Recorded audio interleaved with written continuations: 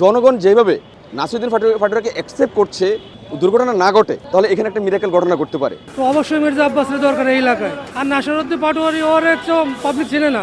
মির্জা আব্বাস পুরানো দলের একজন অভিজ্ঞ নেতা এবং তার সমর্থনটাই বর্তমানে বেশি। নাসিরুদ্দিন পাটোয়ারি ভাই ওইখানে চাঁদামুক্ত এলাকা করতে পারবে, এটা আমার প্রত্যাশা। নাসিরুদ্দিন পাটোয়ারি আসলে মানুষ ভালো, খারাপ না। ত্রয়োদশ জাতীয় সংসদ নির্বাচনের সময় যতই গণিয়ে আসছে ততই উত্তাপ বাড়ছে নির্বাচনী মাঠে। আলোচনার শীর্ষে এখন ঢাকা ৮ আসন। এই আসনে মোট প্রার্থী ১১ জন।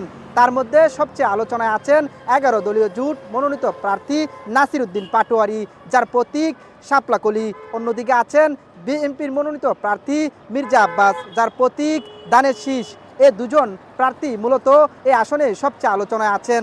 তবে এখন জনগণ কাকে ভোটের মাধ্যমে নির্ধারণ করবেন, জনগণের ভোটারদের প্রত্যাশা, আশা, আকাঙ্ক্ষা আজকের এই প্রতিবেদনে তুলে ধরার চেষ্টা করব। এনসিপি যে নাসিরুদ্দিন পাটোয়ারিকে দিছে তার বাস্তবতা কতটুকু এবং তার ভোট কয়টা আছে, সে নতুন দল হিসাবে জনপ্রিয়তা অর্জন করাটা তার পক্ষে কঠিন।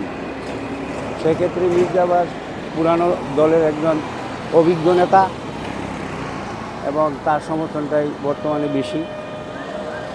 এই দিক থেকে মির্জা আব্বাস এগিয়ে আছে, সম্ভবত ভবিষ্যতে এগিয়ে যাবে। ঢাকা ৮ আসনে যারা নির্বাচিত হবেন, আমি আশা করি নাসিরুদ্দিন ভাই পাটোয়ারি ভাই এরকম নির্বাচিত হবেন, এটা আমার আকাঙ্ক্ষা।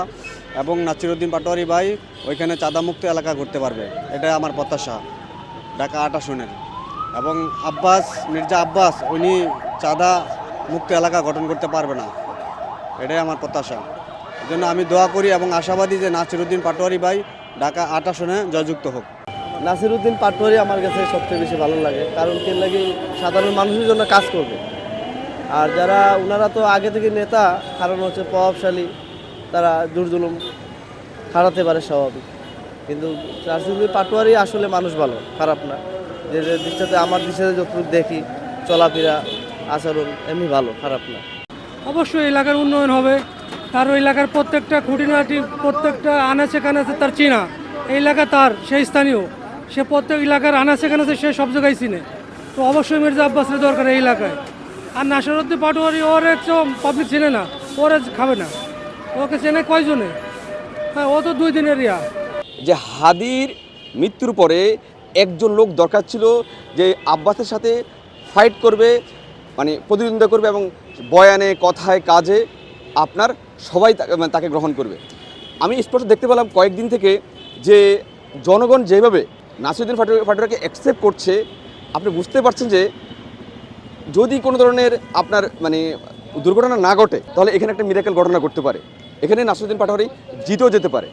এমন হতে পারে, ধরেন এখানে 5 লক্ষ ভোট, এই ভোটে যদি 60% 70% ভোট কাস্টিং হয়, তাহলে আমার যতটুকু ধারণা বলে নাসিরুদ্দিন পাটোয়ারি কমপক্ষে 30% ভোট, 30 থেকে 40% ভোট কাস্টিং করতে পারে। 30 থেকে 40% ভোট কাস্টিং করলে নাসিরুদ্দিন পাটোয়ারি আপনার আব্বাসকে পরাজিত করবে বলে আমার মনে হচ্ছে।